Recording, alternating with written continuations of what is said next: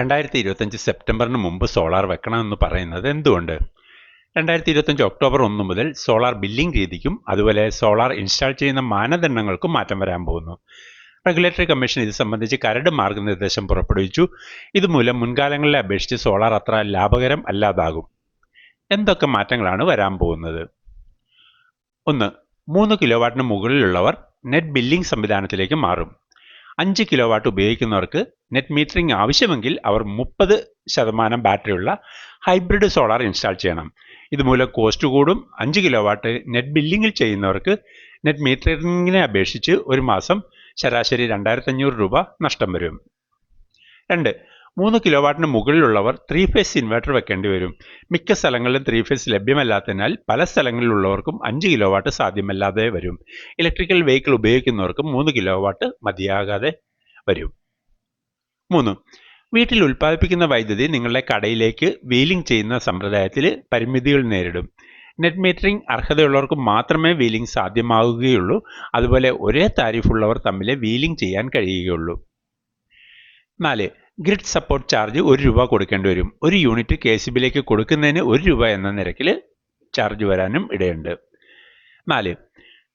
90% transformer ശേഷി മാത്രമല്ല, നിലവിലുള്ള വീട്ടിലെ ഫേസിൻ്റെ ശേഷിയും കൂടെ കണക്കിലെടുക്കും. ഇവയിൽ ഏതൊക്കെയാണ് നിയമങ്ങൾ നടപ്പിലാകുക എന്നുള്ളത് കാത്തിരുന്ന് കാണേണ്ടി വരും.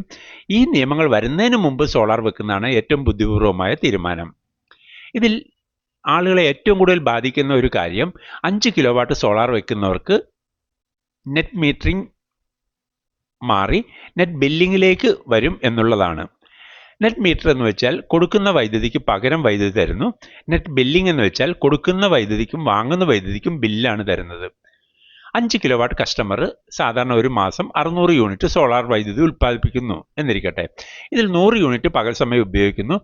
ബാക്കി മിച്ചമുള്ള 500 യൂണിറ്റ് KCBക്ക് കൊടുക്കുന്നു.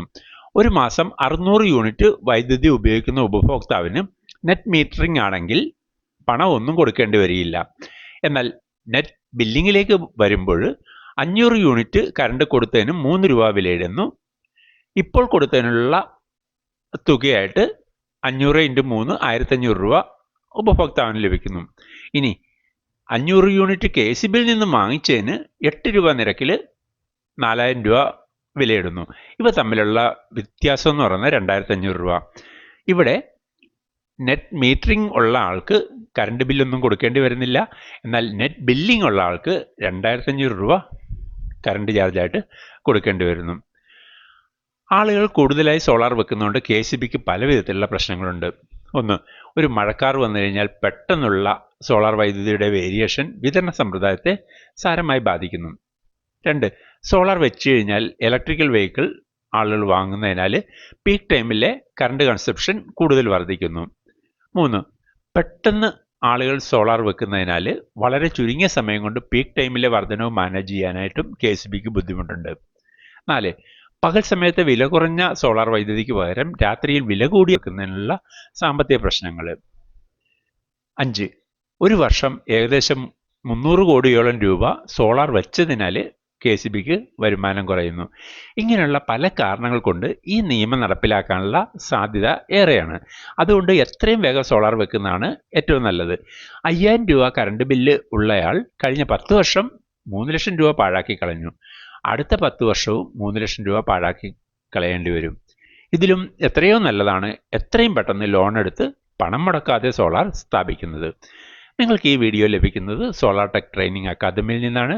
ഈ ഇൻസ്റ്റിറ്റ്യൂട്ട് സോളാറിന് പരിശീലനം കൊടുക്കുന്നു, കൺസൾട്ടൻസിയും കൊടുക്കുന്നു. ഇത്രയും സമയം ഈ വീഡിയോ ശ്രദ്ധിച്ച നിങ്ങൾക്ക് ഓരോരുത്തർക്കും നന്ദി പറയുന്നു.